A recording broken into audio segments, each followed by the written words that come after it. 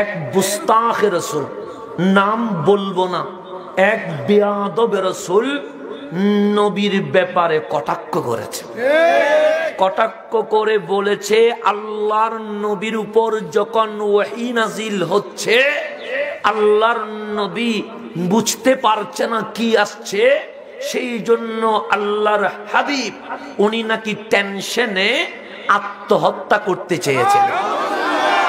তাহলে কোন জমিনে বসবাস করছি যেই নবী এসে আমাদের মতো যুবকদেরকে আত্মহত্যা থেকে ফিরে এনে মাওলার দরবারে নিয়ে এসেছে?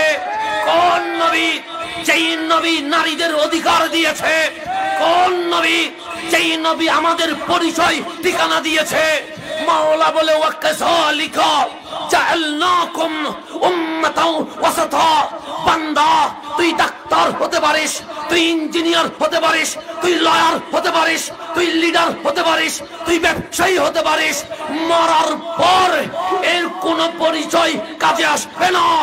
মাওলার দরবারে একটাই পরিচয় আসবে, তুই মুস্তাফার উম্মত ছিলি কিনা। কবরে ডাক্তার বললে কাজে হবে, লিডার বললে কাজ হবে, নেতা বললে কাজ হবে, কোটিপতি শিল্পপতি বললে কাজ হবে? আল্লাহ বলে, এগুলো বাদ দে, আগে বল নবীর কি ছিলি। কথা ঠিক কিনা? তাহলে দরবারে আসেন কেন? আমরা খানেকা বলি কেন, পীর আউলিয়া বলি কেন? একটা কারণে, আসবেন খানেকায়, পৌঁছে যাবেন মদিনায়। বাংলার জমিনে বড় সংকটাপূর্ণ মুহূর্তে নাস্তিকরাও জেগে উঠেছে। বেয়াদব রাসূলরা নাস্তিকদেরকে কথা বলার সুযোগ দিচ্ছে। কথা ঠিক? আজকে নাস্তিকরা নবীকে মূর্খ বলতে চায়, আজকে নাস্তিকরা নবীর ভুল ধরতে চায়। এই সাহস কোত্থেকে পেয়েছে?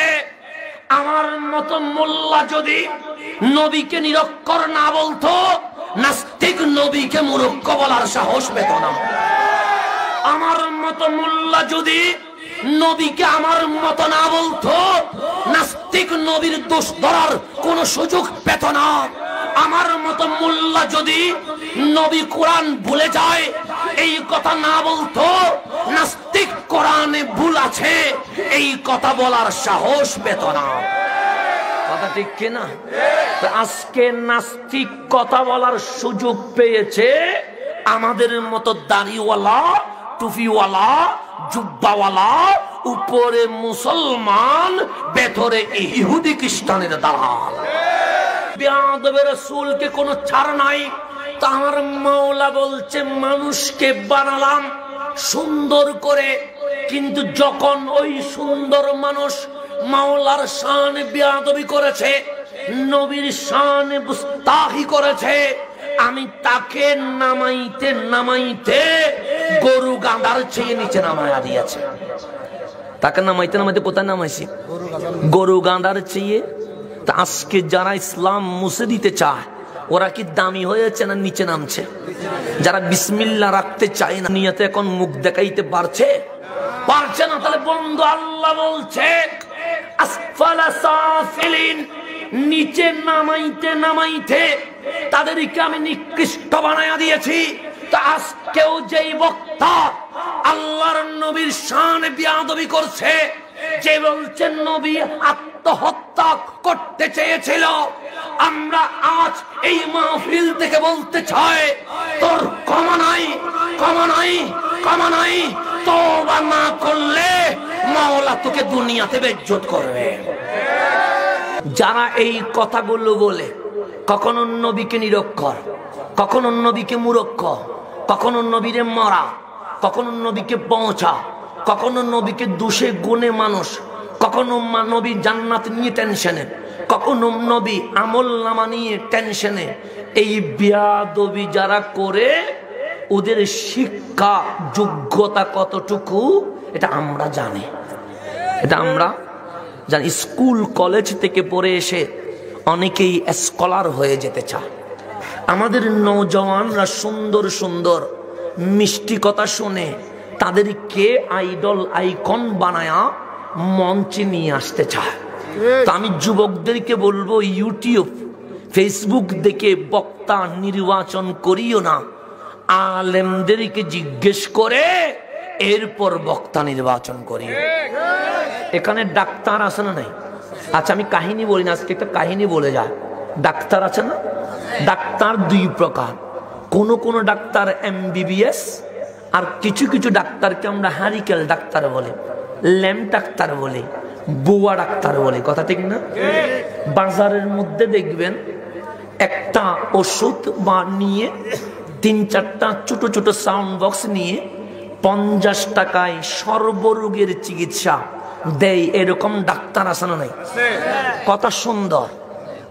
গরুর মাংসের দোকানে মানুষ নাই, মাছের বাজারে বিন নাই, সবজির দোকানে মানুষ পাওয়া যায় না, কিন্তু যেই ডাক্তার 50 টাকা দিয়ে অ্যালার্জির চিকিৎসা, ক্যান্সারের চিকিৎসা, করোনার চিকিৎসা, সর্বরোগের চিকিৎসা করে, ওখানে মানুষের ভিড় সবচেয়ে বেশি। জিজ্ঞেস করি ওখানে কেন?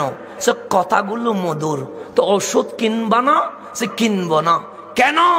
সে যেখানে মধু বেশি থাকে সেখানে তো ভেজাল থাকে। কথা ঠিক কিনা? এখন আসেন বন্ধু, আমার সামনের দিকে যায়, বিশ্ব আপডেট হয়েছে, গ্লোবালাইজেশনের এই যুগে বিজ্ঞান উন্নত হয়েছে। এখন মানুষ যা বলে তা বিশ্বাস করে না, এখন মানুষকে চোখের সামনে প্রমাণ দিতে হয়। কি দিতে হয়? প্রমাণ। তো এইরকম গ্রাম অঞ্চলে আগে হারিকেল ডাক্তার ছিল, ল্যাম্প ডাক্তার ছিল। এখন স্বামীর হয়েছে চুলকানি। কি হয়েছে? চুলকানি। তো রাত্রে যখন ঘুমাইতে গেছে, স্বামী সারা শরীর চুলকায়, ঘুমাতে পারে না। তো বউ স্বামীকে সান্ত্বনা দিচ্ছে, স্বামী রে সকাল হলে ডাক্তার দেখাবো, ঘুমানোর ট্রাই করো। স্বামী বলছে, বউ আমার সারা শরীর চুলকায়, আমি ঘুমাবো কেমনে? সকাল হতে দেরি। বউ স্বামীকে নিয়ে এলাকার রেল লাইনের নিচে হারিকেল ডাক্তারের কাছে নিয়ে গেছে। নিয়ে গিয়ে বললেন, ডাক্তার আমার স্বামীর সারা গায়ে চুলকানি, রাতভর ঘুমাইতে পারে নাই, একটু মেডিসিন দেন। ডাক্তার বই খুলে দেখে, পড়তে পড়তে 330 পৃষ্ঠা। কয় পৃষ্ঠা? 30 পৃষ্ঠার মাঝখানে লেখা আছে চুলকানির চিকিৎসা। কিসের চিকিৎসা? এখন লেখা আছে, যদি রোগীর চুলকানি হয়, অ্যালার্জি হয়, যেখানে যেখানে চুলকায় সেখানে সেখানে লোহা গরম করে ছেক দিতে হবে। কি দিতে হবে? ছেক দিতে। কমা, পৃষ্ঠা শেষ। পৃষ্ঠা কি শেষ? এখন কত পৃষ্ঠায় যাবে? 331 পৃষ্ঠা। কিন্তু ডাক্তার এতটুকু পড়ে সে অ্যালার্জির চিকিৎসা পেয়ে গেছে, লোহা। বউ বলে, লোহা কেন আনবে? সে অ্যালার্জি চিকিৎসা দিব। সে কেমনে? সে বইয়ে লেখা আছে, রোগীর যদি চুলকানি হয়, যেখানে যেখানে চুলকায় সেখানে সেখানে লোহা গরম করে ছেক দিতে হবে। কি দিতে হবে? ছেক দিতে হবে। সে তাড়াতাড়ি লোহা গরম করে, সে চুলকায় কোথায়? সে নখ থেকে শুরু করে গর্দান পর্যন্ত ডাক্তার সুন্দর করে সারা শরীরে ছেক দিয়ে দিয়েছে।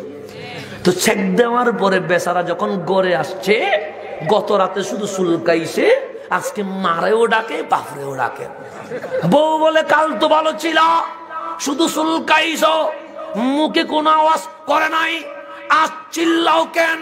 স্বামী বলে, বউরে কেমন মেডিসিন দিল, আমার পুরা শরীর শুধু জ্বলে আর জ্বলে, মা বাবা ছাড়া আর শব্দ বের হয় না। দেখলেন চোখ মুখ লাল হয়ে গেছে, শুধু পানিটা টার করে পড়ছে। স্বামীর চিৎকারে বউ আর ধৈর্য ধরতে পারে নাই, তাড়াতাড়ি অ্যাম্বুলেন্স ডেকে শহরের MBBS ডাক্তারের কাছে যখন নিয়ে গেছে, ডাক্তার রোগী দেখে দেখে সারা গায়ে আগুনের ছেক। ডাক্তার বলে, আগুন ধরছে কখন? সে আগুন ধরে নাই। তো তোমার স্বামীর এইভাবে এত আগুনের দাগ কেন? সে মেডিসিন দেওয়া হয়েছে। সে মেডিসিন এটা কিসের? সেটা চুলকানির মেডিসিন। এটা কিসের মেডিসিন? ডাক্তার বলে, আমি 4 বছর অনার্স করলাম, মাস্টার্স করলাম, আমি মেডিকেলের মধ্যে প্র্যাকটিক্যাল করলাম, কিন্তু জীবনে চুলকানির মেডিসিন লোহা গরম করে দিতে হয় এটা তো আমি জানি না। কোন ডাক্তার দিয়েছে? আমাদের গ্রামের ডাক্তার MBBS বলে, আমি একটু তারে দেখবো, না দেখে আমি ওরে চিকিৎসা করাবো না। ডাক্তার তাড়াতাড়ি অ্যাম্বুলেন্সে উঠে চলে গেলেন ওই ল্যাম্প ডাক্তারের কাছে, হারিকেল ডাক্তারের কাছে। গিয়ে যখন পৌঁছলেন, আওয়াজ করলেন, ডাক্তার দরজা খোলেন। ডাক্তার দরজা খুললো, বললেন রোগীর চিকিৎসা কে করেছে? সে আমি করেছি। উনি বললেন আমি MBBS ডাক্তার, জীবনে কোনোদিন জানি না লোহা গরম করে যে চুলকানির মেডিসিন দিতে হয়, আপনি এটা কোত্থেকে দিলেন? কালি কলসি বাজে বেশি, কালি কলসি বাজে। তো ডাক্তার গরম হয়ে বলছে আমি সহি কিতাব ছাড়া কোনো চিকিৎসা করি না। সহি কিতাব ছাড়া কোনো চিকিৎসা কোন কিতাব থেকে করি? সহি কিতাব থেকে চিকিৎসা করি। আমার একটু দেখাও না। তো 330 পৃষ্ঠা উল্টায়া দেখাচ্ছে, দেখ চুলকানির অ্যালার্জির মেডিসিন। যদি রোগীর চুলকানি হয়, যেখানে যেখানে চুলকায় সেখানে সেখানে লোহা গরম করে সেক দিতে হবে। কি লেখা আছে? কমা। পরের পৃষ্ঠা উল্টা। পরের পৃষ্ঠা যখন উল্টাইছে লেখা আছে বিশেষ দ্রষ্টব্য। কি লেখা আছে? বিশেষ দ্রষ্টব্য। এই মেডিসিন মানে লোহা গরম করে সেক দেওয়া, এটা ওই রোগীর উপর প্রযোজ্য হবে যদি রোগী গরু হয়। যদি রোগী কি হয়? যদি রোগী কি হয়?